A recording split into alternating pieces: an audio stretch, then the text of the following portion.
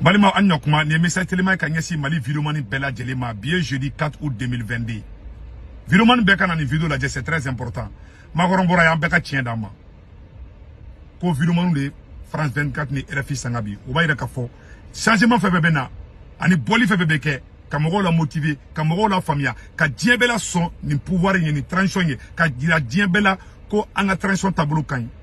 Média vera tede. Réseaux sociaux de dos, Facebook de dos, TikTok de dos. Vidéomani no abe fou. Mais abada nga problème mia. An yera mate nyoko fait quoi. Voilà les problèmes. Dobe balo warbe duma be do la gushi. Mais maintenant kuma kile fo Bella Djelengena. Ambe de umbe kana jam muso be kana jam so moko be kana je. Ibe sabi be sashini tado. Pouvoir chama fana be tekana do werete. Vidéomani do be moko kuma kan enregistrer. Nuni kela be chantage geni fama do yi.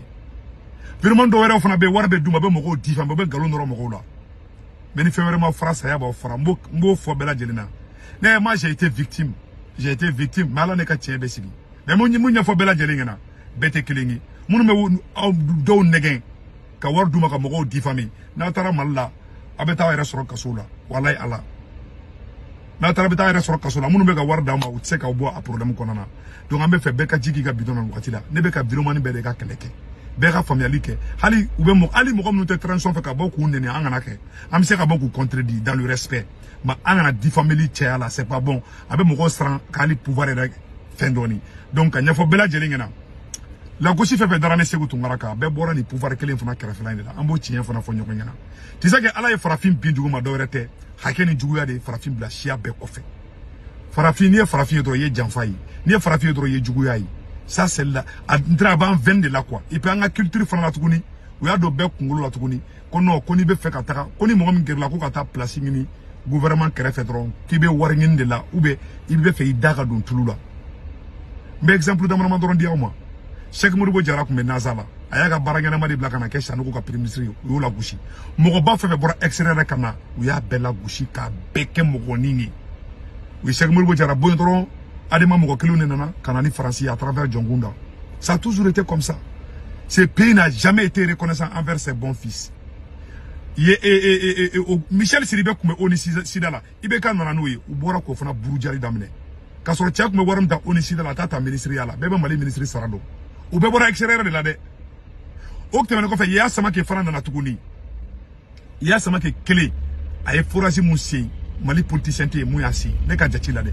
ay ko so jo ay fena oke o tara ke ambassadeur ka so ya sama ke bise kale mali ambassadeur duru sara aka soro konnana mo kra ambassadeur ka faso kada yo fena to ko tien ibe ka tana de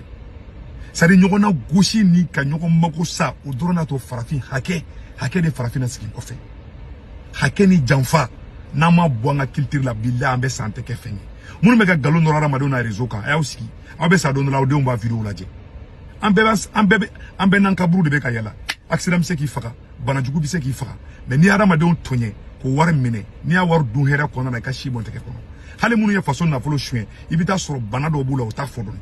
ado crise garsa ke ba do faka ado be sa o do be ka glomina ni mana mogo ye do rete hake di du boni de farafi jasi karaski ko fe hake ni jamfa Ema ali surasu ndalem fleni surasu bal asra kelen de kan c'est vrai be ka mali libéré mais janfa chama mu ka kula de una ne adema mo ko kelundi adema mo ko kelen mu ye mali janfa una no mo ko kelundi voy una no mo ko kelundi mais yani nga do worola ema na bo extérieur la kibena war kibena ifaso deme uburu kibena war ngin la Cheikh Modibo Diarra na yo la gushi ya sama ke na yo la gushi Michel Sidibé na yo la gushi ak menere kono wakati do lantandu ko la neni nere kunya conclu mais nere tla ka retour bongo ntena ke quoi c'est niira ali Vidéomani do ka nommé be akadni sekutu maray mais ni Vidéomani nommé na mo ko folombe bokula gushi ka gouvernement critiquer ko manganga kedi wo Vidéomani werawdi hasidiya ni nyango ya be ni ngafa ante nyon fait voilà l'homme noir alors que Vidéomani na doctorat tugu bala maîtrise tugu bala master tugu bala il y a des gens instruits mais il y a des gens aussi tiens là au lieu Vidéomani mercenaire ou au lieu sera comme on ne ndron kula gushi mais on mun fiena ayen ko ndabla na fatala walay parce que ebe ça donne la vidéo koro hali den se ki ga vidéo la di ne se ko to ne sarabi al ne modé mais ne ga vidéo la ba disi gushi na parce que kuma nyimo ndi be boala tu vois yene ga vidéo keme de bisa ro kuma ko me bo mi na tete me kele ube flaka ato bisegi ou e bi konoton be kan ou e bi konoton se ga be kan donc fa na harama de dien gono téléphone mi bolo itate muso mi bolo itate ibe sa dobi muso tigi yake dobi muso furu siri ka dewere sora fe o ga sora e kulukutu kalakasa de be kaburu kono mali video manani yoro la mede dien wagati ni kungurundi don la bebe nyogo su kashi ma victoire fefe dara ne segu tungaraka a bebora ni surasu kerefe mogo de la hake mayinde oro ko sombe ka kanga dungo do meka kanga da surasu yi ani video monu hake may billahi tala ambe ka kule bi mais surasu mali SE sécurité d'état kelen konna musola kadobi ale de information kolona bo kan galon norone la ko mishu diranema ko waru diranema ko ne baraw nyini a be galon bebe glan SE de kono ma fongo mo bo kono de mais mo bo kono ba tigi dom awa ba kala ma wa fora yana fa wa ma tigi bla fana adum tigi be SE kelen ko na de musola kadidu abe SE kono fangle be SE kono fangle be gouvernement ro do kono abe palom no nyoko nche u ba tigi dom fana boni hake ibadon ala ye fendo di to wo ma di farafima edebe sa farafi no fe aka stratila ibe sa ani sara sugo nduguje ba bole ka bia ko ka foka kopre e ma so farafi do sa to be furuntu jugu ya ko jugu ni jamfa ko jugu awa namo bo nga fena foka sa antanga anga malikoro anta so na ya so ka shibo nteke ko parce que les méritants ne sont pas considérés déterminé que dron maliki jaw taraka i kataka adema mogo de ta ko bla première rana fin konana est-ce que tu vois donc c'est un konana ni maliki jaw te be de bata bolu pe janfanundi bon ni ofo ba fo no anga ni kata ngatu parce que do be do sakala madidu nambe fama ko ngatu ko ibe kai fenga daga kane mogo janfa domina ne boraka ibe ka farapa do mogo chama ma famiyaw ni arama de be janfa sara kantoro ne be mabo ina doni ube mbi critiquer bon mogo be janfa ka ini problème te ban awa fanga ni janfa do ala o janfa kele go fanga ba bielu kule ka ko kai siga foi tola parce que ni farafin fanga sura buluka abe mundo ala ta do hal ni ala jigibi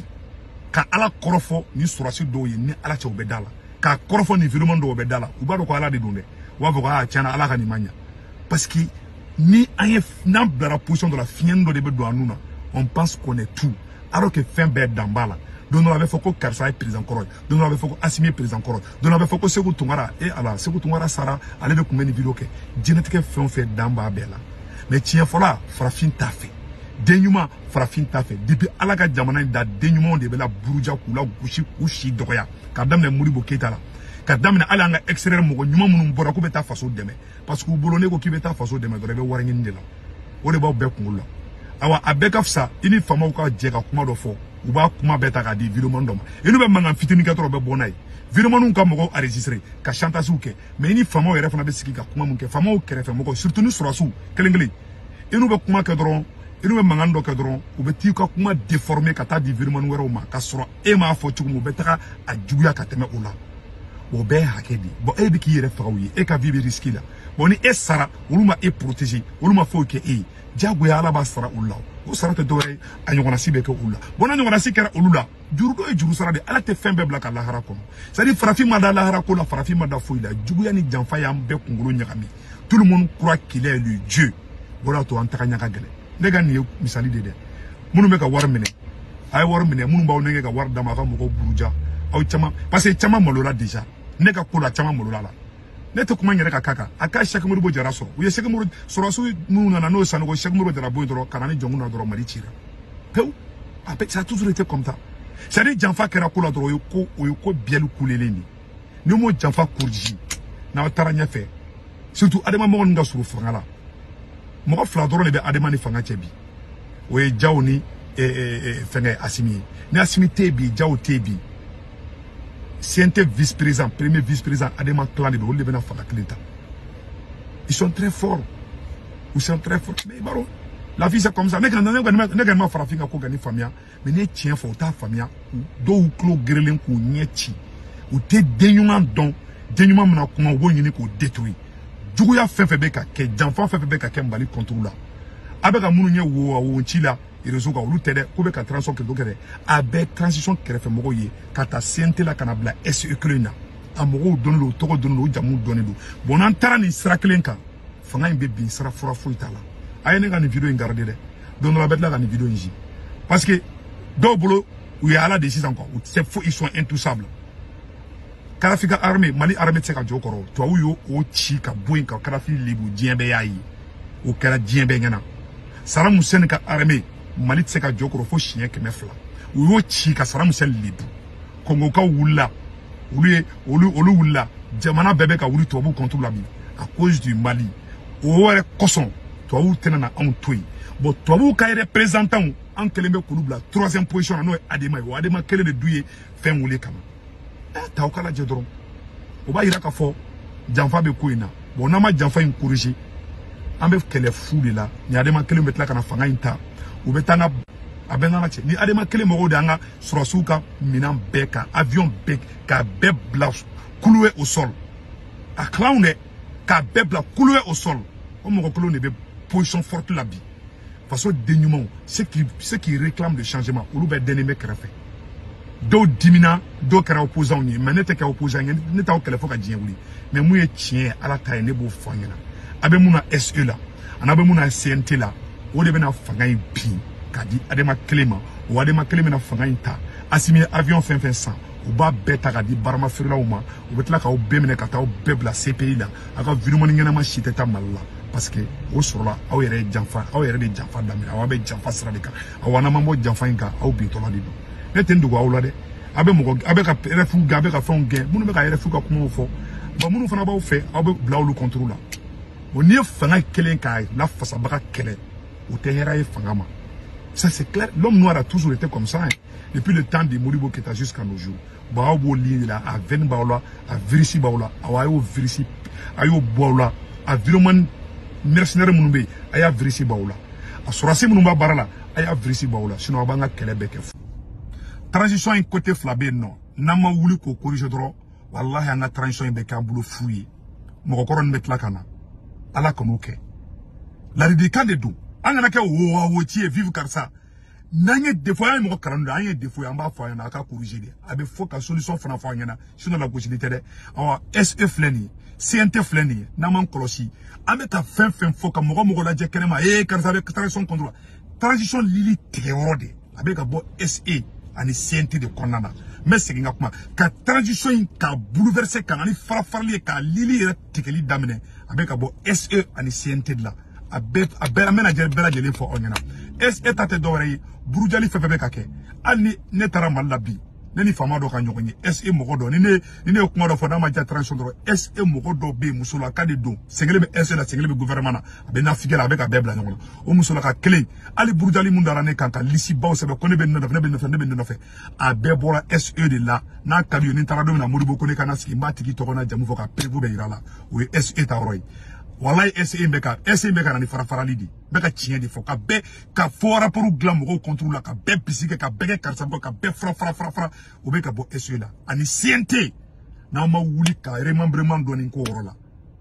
ka kangara dawke wallahi Mali bebi ni Mali bi na bebe bi chien de donne burujali SE o lié ko ka mo fara ngo beka mo fara muso na figin do be na toro bu ko kuma ka me na toro ko me ne bema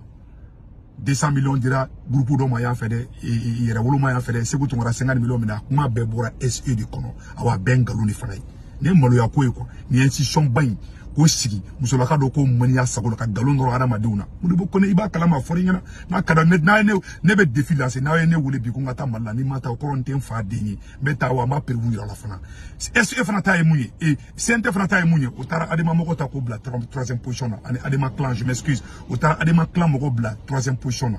na simite jaote adema de Mali fangata comme jangunda ata chugumuna awanunda na oba bebla kata et tribunal pénal international CPI ante fo de kake anga critique kunuri au lieu que SE au lieu ka kataka mogo mune ka jamana buruja o mogo kelo me ka body ka Jamil Bitar muya au ka supporter wi e chaote mogo gasidon au ta kera ni kosara kolal do madro au be réagir même au kanu bogo be tonye charama dia la hakema ngui bo au kanu bogo be tonye ku libu aka fui tola aka doro me machi ni sema ke le sen kolelma o kuma Mali dan au doronia bo au kanu bogo tonye mbu kami ala di bado au rebeka do fona kale au ti sinyuma ya ka fangama na ine ka kuma mawdo na ma me na container ni fa obebi ade ma moko be na fangata wa obula ka ta CPI la na ma ke na itungara de aka daji top au tara ma denga si don atara ma de wori nyuma don awa aw kanumba alaje Jamil Bitar bi se kala gosi mana mogo bulu cogo jume ate français ma be français me abe ka ko ke dongo komi yere ni aka Ameriki ikanga tununi obe ko ke abe ko toy anu do be ka baraka jiju ko amba bedo abe ka do sa mun te Mali dambe tula mun yan buruja ka jamana buruja vraiment SE ani CNT aw de be ka transition bi abe ka joro mogo lo tede transition lili tike bra SE ani CNT abul de kono no te o kono ne te mfa de ni alaka kina dama na kada solution ayame na manawi akana me awana traka bo kabe mali ko de lingani o bebe tlaka genga bui awa bebe ta CP la ko no baka chima me ka décourager ko anga ne ken ba fe ne ta la di kandi na kada wi aya famia na ma mani afana alaka to aka famia fana alaka nyuma da bela jelim anga ne be fa ka nyadi